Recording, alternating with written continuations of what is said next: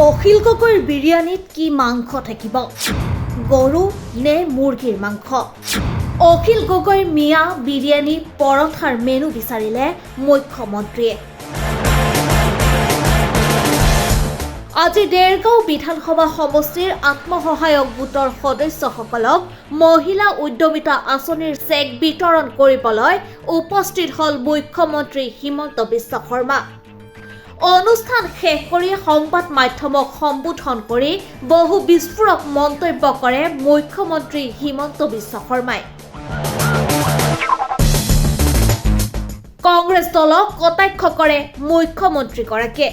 কংগ্ৰেছ দল অসমীয়া জাতিৰ বিৰুদ্ধে গৈ আছে বুলিও সংবাদ মাধ্যমৰ আগত মন্তব্য কৰিলে মুখ্যমন্ত্ৰীগৰাকীয়ে। কংগ্ৰেছৰ ছ'চিয়েল মিডিয়া চেলত আজি যিজন মুখ্য ব্যক্তি আছে তেওঁৰ নাম হ'ল আমান উদুদ। হৰ্ষ মণ্ডল দিল্লীৰ এজন ক'ব গ'লে লেফটিষ্ট। আব্দুল মহিম মজুমদাৰে এখন কিতাপ লিখিছিল, তাত কি লিখিছিলে যে অসমত অসমীয়া পিছত আহিছিলে, মিয়াসকল আগত আহিছিলে। এই কিতাপখন কোনে সম্পাদন কৰিছিল? এই আমান উদুদ বুলি ল'ৰাজন, যিজন ল'ৰাক টিভিত আপোনালোকে দেখি থাকিব কংগ্ৰেছৰ হৈ কথা কয়। আজি কংগ্ৰেছৰ সভাপতি গৌৰৱ গগৈ হওক বা গোটেই পাৰ্টিটোৱে এনেকুৱা কিছুমান মানুহক লগত লৈছে, যিবোৰ মানুহৰ গোটেই জীৱনটোৱে বুৰঞ্জী হৈছে অসমীয়া মানুহৰ এগেইনষ্টত। আজি সেই ল'ৰাজনক উকিল হয় আনি পেলাই কংগ্ৰেছৰ ছ'চিয়েল মিডিয়া চেলৰ চেয়াৰমেন বনাইছে। আৰু দিনে ৰাতিয়ে মোৰ ল'ৰা, মোৰ ছোৱালী, এইবিলাকে বেয়া বেয়া কথা লিখাই তেওঁলোকৰ এটা কাম হৈছে। তেনেকে অসমত ৰাজনীতি হয় নেকি? তেওঁলোকৰ গোটেই ৰাজনীতিটো তেওঁলোকে অসমীয়া মানুহৰ বিৰুদ্ধে লৈ গৈ আছে।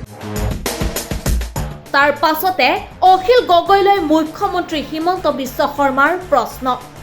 অখিল গগৈৰ বিৰিয়ানীত গৰু নে মুৰ্গীৰ মাংস থাকিব? বিৰিয়ানীত গৰু নে মুৰ্গীৰ মাংস থাকিব, প্ৰথমে সেয়া স্পষ্ট কৰি লওক অখিল গগৈয়ে। বিৰিয়ানীৰে বৰ অসমৰ সপোন দেখা অখিল গগৈয়ে অসমীয়া পৰঠা, বিৰিয়ানী আৰু মুছলমানে খোৱা প্ৰতিটো খাদ্যৰ প্ৰশিক্ষণ দিব বুলিও ক'লে মুখ্যমন্ত্ৰীগৰাকীয়ে। অখিল গগৈয়ে কালি এগৰাকী মহিলাক, সন্মানীয় মহিলাক তেওঁৰ পাৰ্টিত যোগদান কৰাইছে। তেওঁক এটা দায়িত্ব দিছে যে মিয়াই ঘৰত বনোৱা পৰঠা আৰু বিৰিয়ানী ট্ৰেইনিং কৰি আমাৰ অসমীয়া মানুহৰ ঘৰটো যাতে বনে তাৰ ব্যৱস্থা কৰিব লাগে। নতুন বৰ অসম বনোৱাৰ যাতে মিয়াৰ পৰঠা আৰু বিৰিয়ানীৰ মাংসটো কি থাকিব? মানে অখিল গগৈয়ে প্ৰথম ক'ব লাগিব যিটো মিয়াৰ বিৰিয়ানী বনাব তাত গৰু মাংস থাকিব নে নাথাকে। ইনডাইৰেক্টলি এইটো কোৱা নাইতো যে আমিও গৰু মাংস খাব লাগিব বুলি, কাৰণ মিয়াৰ বিৰিয়ানীটো গৰু মাংস দি খায়।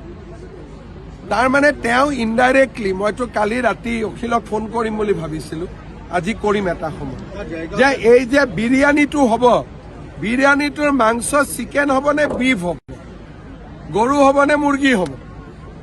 আচল প্ৰশ্নটো হ'ল সেইটো। এনেদৰে দেৰগাঁৱত উপস্থিত হয় বিধায়ক অখিল গগৈ কটাক্ষ মুখ্যমন্ত্ৰী হিমন্ত বিশ্ব শৰ্মাৰ। News desk report, Republic any.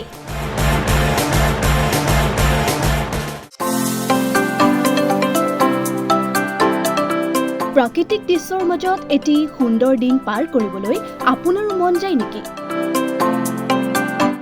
যান্ত্ৰিকতাৰ পৰা আঁতৰি আপুনি এটা শান্ত সমাহিত পৰিৱেশত আনন্দৰ মাজেৰে দিন কটাব বিচাৰে নেকি? থলুৱা ব্যঞ্জনৰ জুতিৰে এসাঁজ খাবলৈ আহক চন্দ্ৰপুৰৰ বৰবিল একুৱা পাৰ্কলৈ।